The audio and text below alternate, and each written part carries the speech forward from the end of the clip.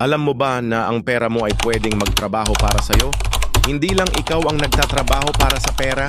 Kung gusto mong matutong mag-invest pero hindi mo alam kung paano magsimula, para sa'yo ang video na ito. Una, ano ang investing? Ang investing ay ang proseso ng pagpapalago ng pera mo sa paglalagay nito sa mga asset gaya ng stocks, real estate, mutual funds at iba pa. Iba ito sa simpleng pag-iipon. Sa pag-iipon, nakaparking lang ang pera mo. Sa investing, kumikita ito habang natutulog ka. Pangalawa ay bakit dapat mag-invest? Bakit nga ba kailangan nating mag-invest? Una, para maprotektahan ang pera laban sa inflation. Pangalawa, para magkaroon ng multiple income sources. At higit sa lahat, para sa long-term financial freedom. Pangatlo ay iba't ibang uri ng investment. 1. Stocks. 2. Real estate. 3. Mutual funds. 4. Bonds. Pang-apat, paano magsimula? Step 1. Mag-aral muna. Step 2. Gumawa ng financial goal. Step 3. Piliin ang tamang investment para sa'yo. Step 4. Simulan kahit maliit.